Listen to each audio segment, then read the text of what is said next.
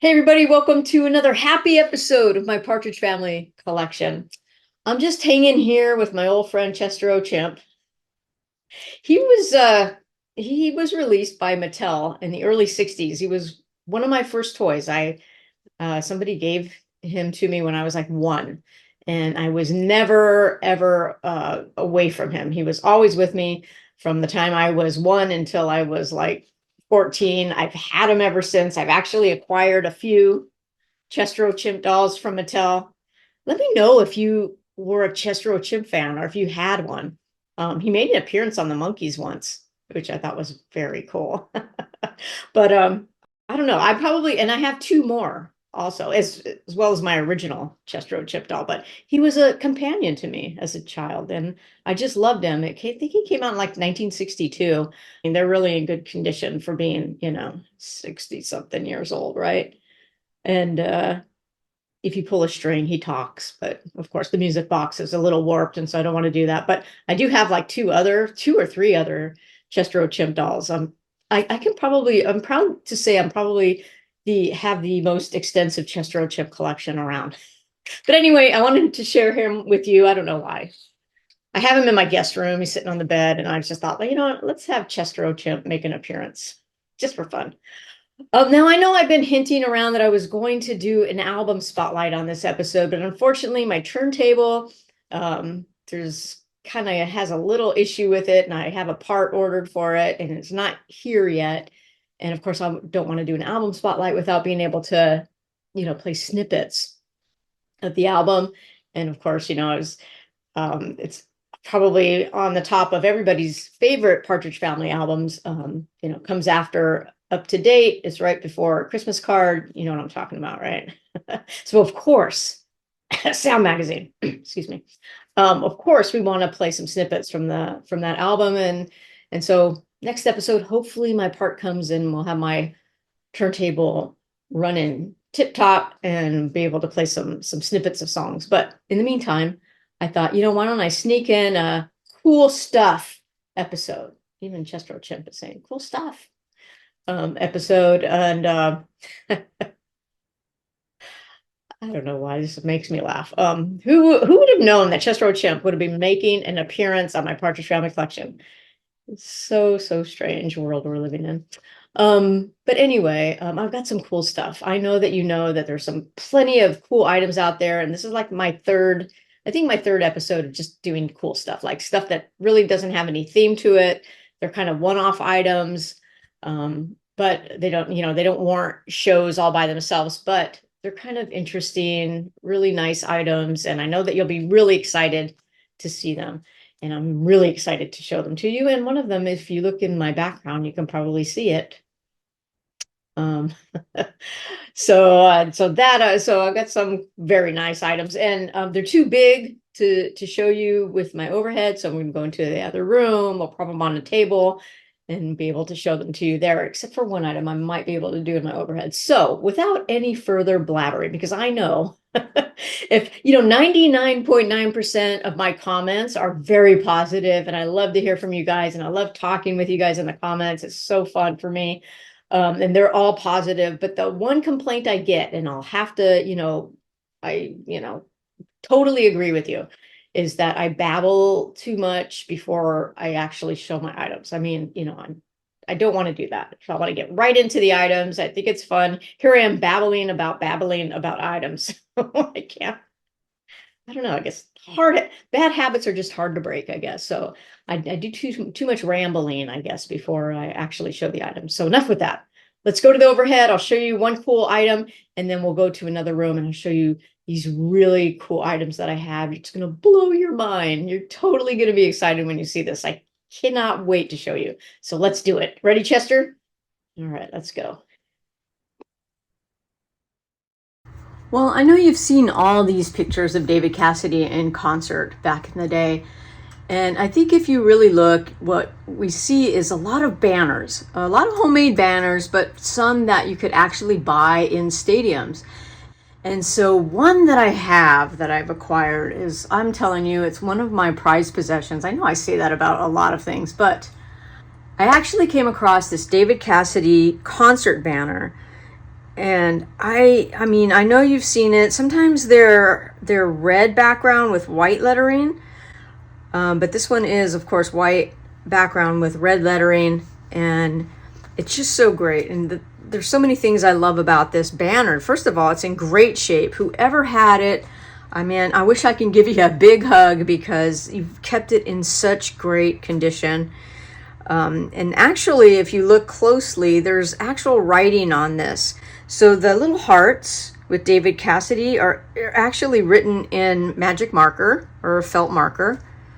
When you first look at it, you think it's part of the banner, but it's actually written by somebody. The little hearts, they're like perfectly drawn, and the great penmanship. I mean, I don't know, somebody like put a lot of care, a lot of time into writing Cassidy with the little hearts. And then also here you'll see it says the date, April 30th, 1972. The way they wrote this too is just so great. Again, with a black felt. I mean, look at that penmanship in 1972. So perfect. But when you look on David Cassidy's concert calendar, April 30th, 1972, he was actually at the Charlotte Coliseum in North Carolina. And I believe it was a Sunday.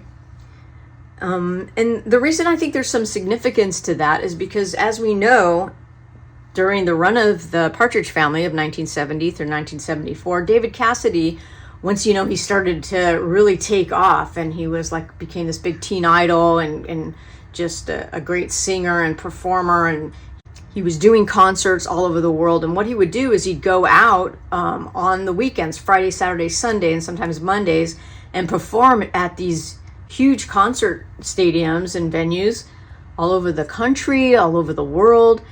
And we would see these concert banners, and, you know, girls holding them up high and screaming his name. And I can just imagine this person who was at that show at the Charlotte Coliseum in 1972 buying this and, you know, just putting it up in the air, letting David see it. And then she went home, right, and wrote all this on it. I mean, I don't know. You look at something like this and it just takes you back. It takes you back to a different time.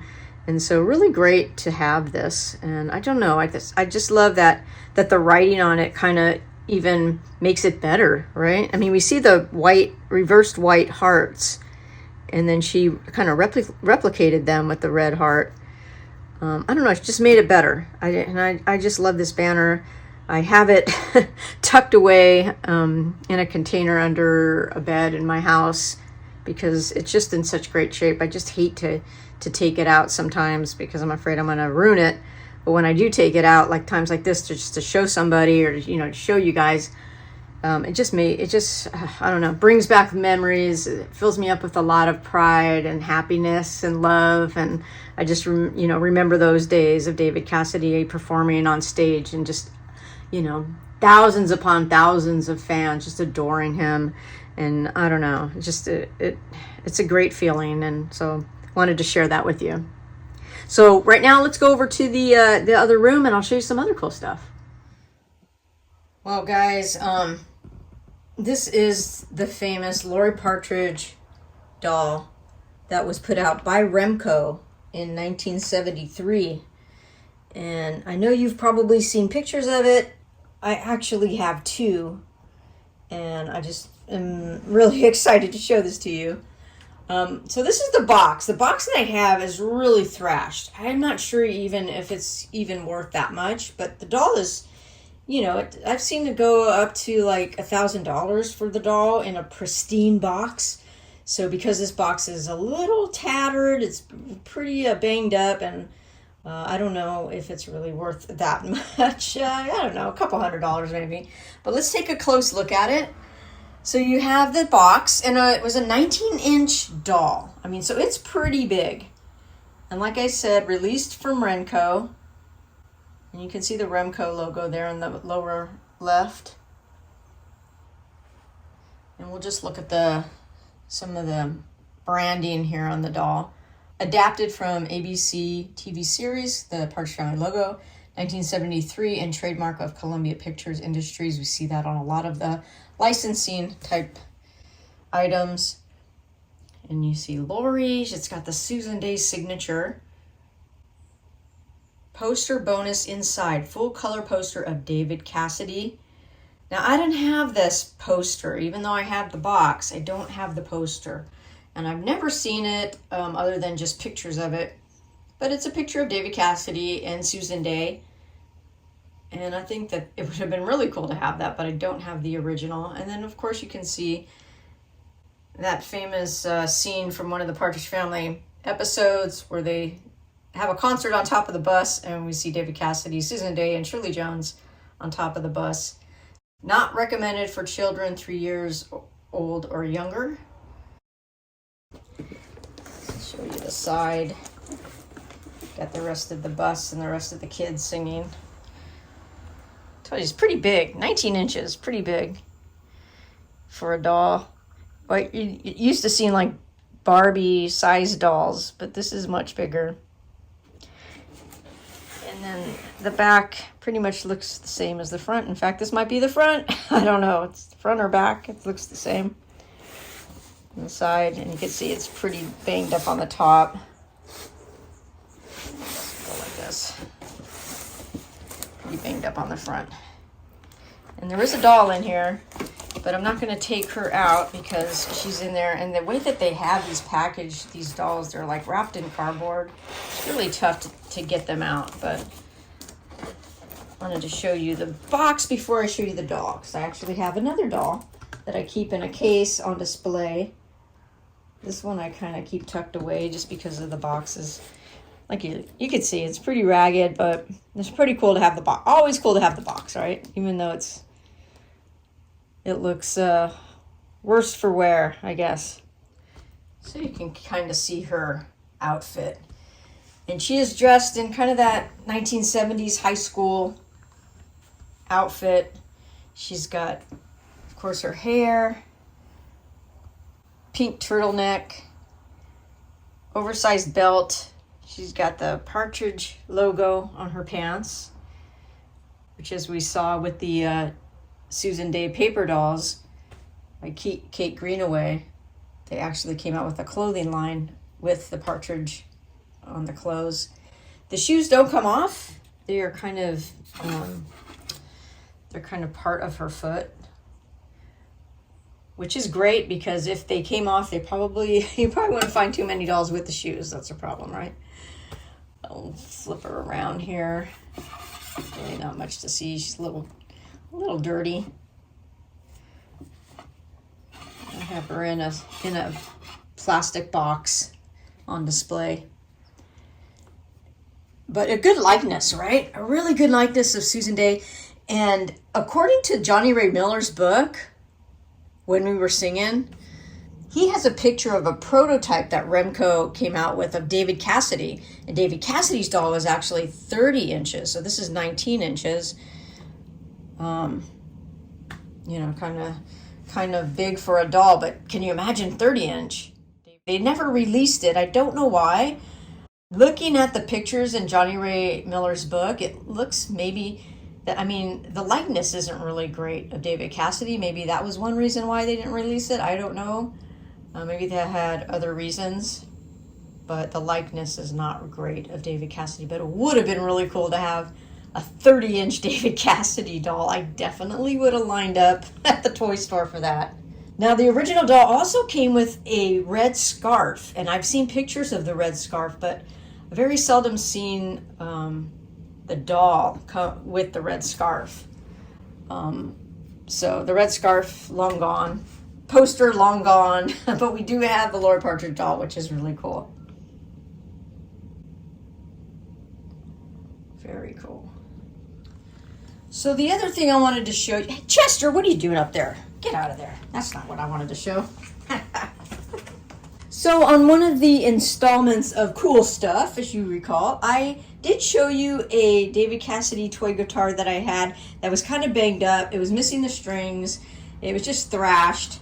But I recently acquired this Carnival toy guitar, and I just had to get it. It's in the box, and so much better than the one that I have that's really thrashed that I've had since I was a kid. But wanted to show this to you because I think that I told you it was pretty rare. It's pretty rare to get these toy guitars in their box. So I believe this came out 1972, 1973. It's 20.5 inches. So again, pretty big. We'll compare it to the Laurie Partridge doll at 19 and get kind of an idea. There you go. Yours, David, on the guitar side. The sound of music and fun. The D for David, designed and made for musical enjoyment. Of course, the box is a little torn, a little ripped up. And then we'll see the Carnival. And Carnival came out with quite a few toy guitars, especially throughout the 70s. And they licensed guitars for Kiss, the Bee Gees, I think, Village People. They did a lot of toy guitar licensing. But then they also had like Mickey Mouse, like the mouse guitar, I think they did, which was pretty popular among vintage toy collectors. Here. They did another guitar. They released another guitar that was actually a full-on guitar. That's really tough to come by. In fact, I just saw one go up for auction recently in the box, and it started bidding at $2,500. It'll probably go for like $4,000. But the ukulele style is the one that you'll find that's more common, I guess. Carnival toy, Bridgeport, Connecticut, made in USA. Number 844. And the little Carnival toy logo, which looks a lot like Color Forms, but not affiliated.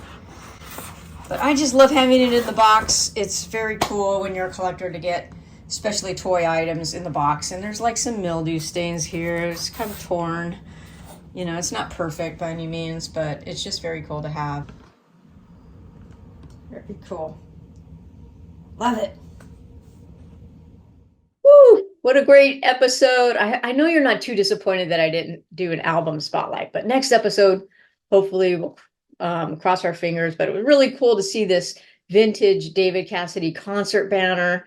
And somebody put so much love and care into this. They kept it so nice over the years. Look at it, it's pristine almost. Sure, they wrote on it, you know, but so what? I mean, that just adds to the, I think that just adds to the flavor, I guess, of it. It's just, it's a great item. Of course, we got to spend some time with Laurie Partridge. Missing that red scarf, but I think it's all right, right? It's okay. Her hair looks good. Her jeans look good. So great to have this in my collection. And I mean, talk about a cool stuff, right? This is cool. And then, of course, my newly acquired David Cassidy guitar in the box. So great. It's not, like I said, not perfect. It's got some mildew stains on it, got some tears here and there, but I mean, they're tough to find. So when you get it in the box, that's all very cool. And of course, you got to also see Chester, my good friend as a kid. I don't know if that's sad or I don't know. Not a lot of people really like him. They think he looks scary. Like my niece is like, oh, he looks scary. I don't know. Maybe I'm just used to him. He's been my constant companion since I was 1 year old, and so I don't know. Maybe I'm just used to his face. But let me know if you were a Chester or Chimp fan, or if you had one as a child. I would love to know that. I've run across very few people who actually, had one of these when they were a child. Actually, in the Orange County Fair a few years ago, somebody had a monkey collection, and they didn't have the doll in the collection, but they actually had a picture of him and a little story about him. And I guess they just didn't want to bring him to the fair and leave him there. You know, they have like displays and things, and you have to leave them there overnight. So I guess they didn't want to do that, but they did have I was like, Chester. I took a picture of it. I was like, crazy. But anyway, I hope that you enjoyed this episode. It's really cool to go through some of this old vintage stuff that I had and some old toys, and to learn a little bit more about them, and just to be reminded of those days and these items. It's just so much fun for me. So let me know your comments. Remember to hit the bell if you want to be reminded of the next episode. You don't want to miss the next episode, because hopefully we'll get that album spotlight out. And then also subscribe and leave a comment and give a thumbs up. All those things help other people, other Partridge Family fans find the show. And, we want them to come and enjoy all this stuff too. So until next time, thanks for joining me. Really a pleasure to have you here, and just I hope you're loving the collection. So we'll see you next time. Ready?